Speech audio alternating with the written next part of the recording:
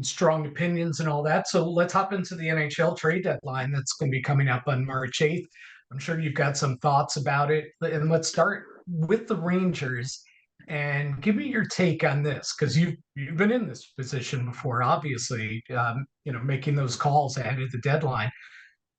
I wrote a story yesterday about how I think the Rangers and Chris Drury face a little bit of a dilemma on what they do here because this group has a really great chemistry. You go into that Mhm. locker room, that's a tight team.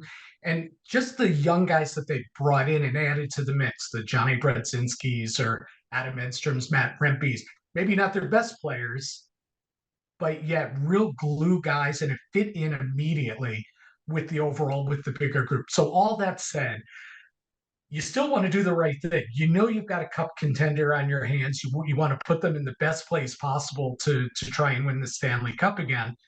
So how big a dilemma is this? How cold-blooded do you have to be, if that's the right way to put it, as a GM to make these difficult decisions before the deadline? Because you don't want to upset the apple cart, which has been a good year so far, but yet you want to put that team in the best possible footing, to try and win the Stanley Cup. An excellent question and well put. I didn't think that what they did last year was advisable. Now, I think Patrick Kane is has had an amazing career, and he's doing some amazing things this year in Detroit. But I think you just nailed it when you said, like, you've got a tight chemistry, you've got a tight group, and all of a sudden somebody completely from the outside comes in and displaces the group. Because what happens is a guy comes in, let's say he's a player that's going to play on the power play. Well, guess what? Somebody doesn't get to play on the power play because he's come in. And that guy rides to practice with his best buddy that's also on the team that he's talking to all the time.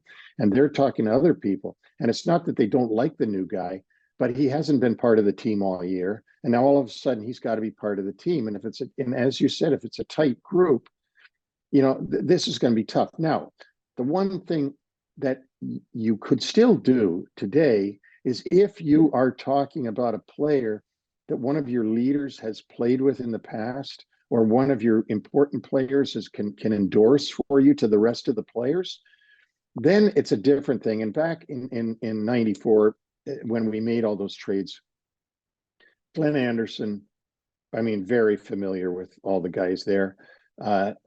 Two guys were coming in from Chicago that were familiar with Keenan, and Craig McTavish, very familiar to the players there. So when those players walk in the locker room, and they were support players, all of them, they were welcomed because people knew people knew them, and they were all veterans, and it didn't upset our apple cart, your words, because they were known.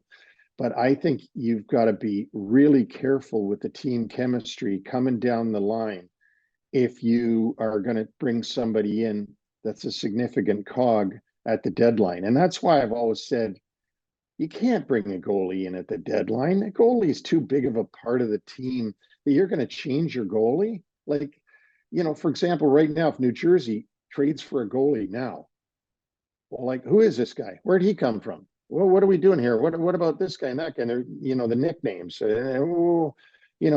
Dawsey. Where's Dawsey going? That kind of thing. It can be upsetting, and especially with a goalie. And I've been proven right on that, because if you look back, you'll never see a team that made a goalie change at the deadline that had a significant improvement in their team performance. Yes, Colorado got Patrick Waugh during the season and went on to win the cup, but that was during the season. There was a lot of time for that to mesh.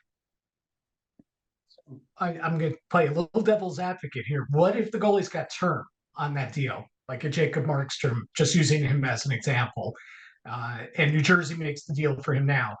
Yeah, they're trying to get themselves into the playoffs here, but they're looking big picture as well because they'd still have him past this season. Is it still too much of an upsetting thing? Is that still a move that you would prefer to make in the offseason? Well, no, that's a good call. If you're bringing in a player, like if you've got a deficiency, and we all know that they haven't had good goaltending this year, the Devils. And so if you're going to bring in a Markstrom, if you can get Markstrom, everybody in the locker room is going to look around and say, this guy could get us into the playoffs. This is a good move. I mean, right now the Devils just want to get in the playoffs, right? I mean, they can't be shooting much higher than that at this point. So yes, I take that back. In that situation, I guess I was more referring to a deadline deal from a contending team. I think I don't consider the Devils a contender for the Cup. I consider them a contender to make the playoffs. And so, yes, that would be a move well endorsed by the team. I know you don't like to make predictions on, where this player might go here, this player might go there.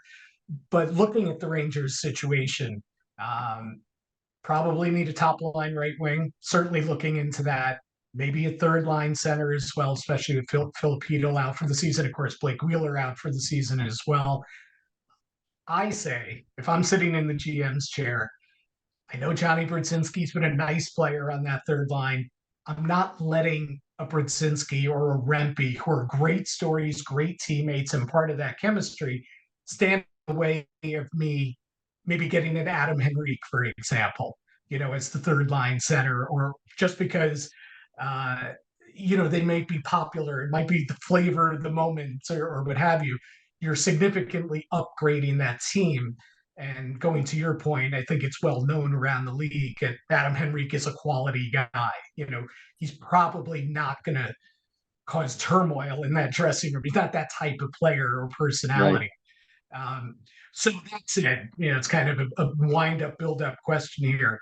If the Rangers had to make a couple moves before the deadline, maybe even a third move for a defenseman, if you think that they need that as well.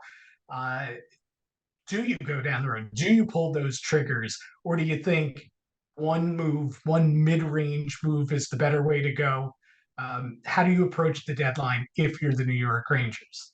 I think you look at your lineup and you say there's a long future there for Edstrom. There's a long future there for Remke. Even with Brodzinski, I think he's played really well. If they had to send him down, they're not sending down millions of dollars. He got the one-way contract. I think it was 875 or something.